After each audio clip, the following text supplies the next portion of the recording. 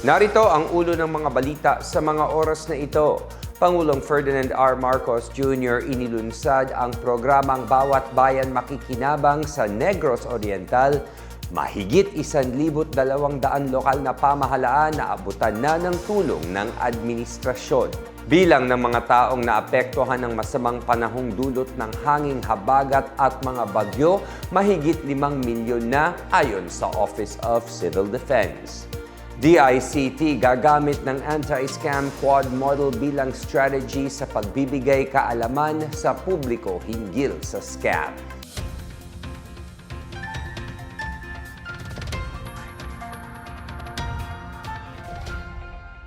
Ako si William Theo para sa PNA Headlines. Umabot sa 1,281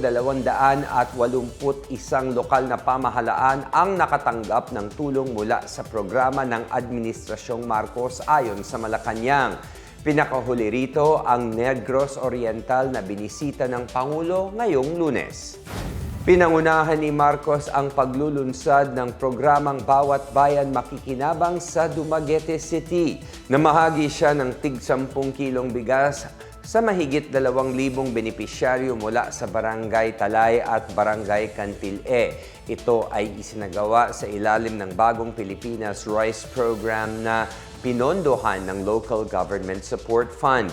Mahigit 386,000 benepisyaryo ang inaasahang maaabutan ng bigas sa Negros Oriental. Binigyan diin ni Palace Press Officer Claire Castro na walang dapat bayaran ang mga benepisyaryo para makatanggap ng bigas at iba pang tulong. Hinimok niya ang sino man na kulang ang natanggap na bigas na magsumbong sa Office of the President o sa Presidential Communications Office o PCO. Namahagi rin ang Pangulo ng tulong pinansyal mula sa Socio-Civic Projects Fund para sa 250 presidential scholar mula sa Dumaguete City, Valencia at Bacong. Mahigit 2,700 presidential scholar ang inaasahang makakatanggap ng tig 20,000 pesos na tulong sa probinsya. Dagdag ni Castro, ang Socio-Civic Projects Fund ay bahagi ng mga hakbang ng gobyerno para direktang mabigyan ng suporta ang mga komunidad sa pamamagitan ng mga LGU. Nasa 5,080,000 katao na mula sa 10 rehiyon ang iniulat na naapektuhan ng masamang panahong dulot ng hanging habagat at mga bagyong Luis at Maymay. Batay yan sa pinakahuling bilang ng Office of Civil Defense o OCD ngayong Lunes. Ayon kay OCD Information Officer Diego Mariano, katumbas ito ng nasa 1.45 million na pamilya mula sa Ilocos Region, Cagayan Valley, Central Luzon, Bicol Region, Western Visayas, Zamboanga Peninsula, Calabarzon, Cordillera Administrative Region, National Capital Region at Mimaropa. Mula dito, mahigit 7,000 pamilya o mahigit 24 na tao ang nasa mga evacuation center ngayon. Umabot na sa 734.1 million pesos ang halaga ng tulong na naipaabot sa mga biktima. Samantala, 23 tao ang naiulat na nasawi dahil sa masamang panahon, kabilang ang 15 mula sa lalawigan ng Benguet, tig-3 mula sa Rizal at Batangas at tig-1 mula sa La Union at Quezon. 17 naman ang nasaktan at 1 ang umano'y nawawala. Mahigit 1,600 bahay ang napinsala habang 182 ang tuluyang nawasak. Ia-adopt ng Department of Information and Communications Technology o DICT ang isang anti-scam quad model bilang estratehiya ng Pilipinas sa pagbibigay kaalaman sa publiko tungkol sa scam. Ayon kay DICT Secretary Henry Aguda, magbibigay ito ng iisang gabay sa mga ahensya ng gobyerno at komunidad sa scam prevention. Nakabatay ang quad model sa 4 na components: ang paghubog ng tamang pag-uugali, pagpapalakas ng anti-scam drive, pagtutulungan ng mga stakeholder at paggamit ng teknolohiya sa pagbabalita hinggil sa mga scam. Nagmula sa Scamwatch Pilipinas ang nasabing framework na nagkamit ng international recognition noong 2025 matapos pumangalawa sa Best Anti-Scam Campaign category ng Global Anti-Scam Alliance's Scam Fighter Awards. Nagpasalamat naman si Scamwatch Pilipinas co-founder Josel de Guzman sa DICT sa paggamit ng model na nagbibigay diin sa paghubog ng tamang pag-uugali ng publiko upang makaiwas sa scam.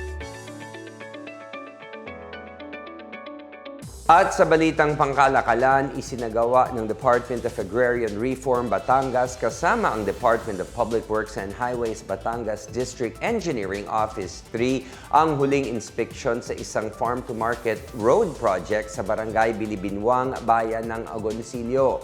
May kabuuang haba na 1.9821 kilometers ang nasabing road project kung saan nahahati ito sa 3 seksyon. Layunin ang pagsusuri na matiyak na sumusunod ang road project sa itinakdang pamantayan sa kalidad, kaligtasan at tibay bago gamitin ng mga benepisyaryo.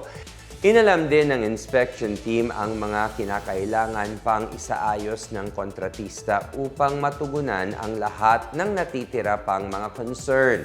Inaasahang mapapadali ng proyekto ang pagdala ng mga magsasaka ng mga produktong agrikultural, mababawasan ang gastos sa transportasyon at mabibigyan ang mga ito ng mas maayos na akses sa mga pamilihan.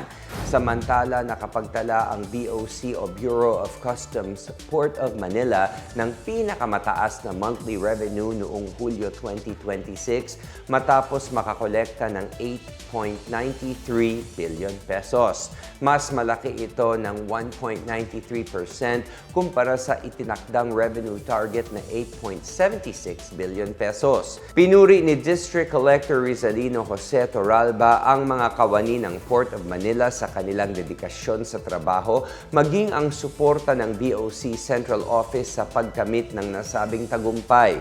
Hinihikayat din ni Torralba ang mga ito na ipagpatuloy ang matapat at mahusay na paglilingkod sa bansa. Patuloy naman ang BOC sa pagpapalakas ng koleksyon habang pinapanatili ang transparency, kahusayan at maaasahang serbisyo.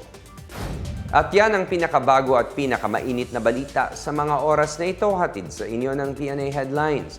Para sa iba pang mga balita at impormasyon, bisitahin lamang ang aming website pna.gov.ph o ang aming Facebook at X account na Philippine News Agency. Mapapanood din ang PNA Headlines sa pamamagitan ng link sa website ng News and Information Bureau sa ilalim ng PNA News at sa YouTube account ng Philippine News Agency. Ako si William Theo at ito ang PNA Headlines, naghahatid ng mga balitang nagbubuklod sa bagong Pilipinas.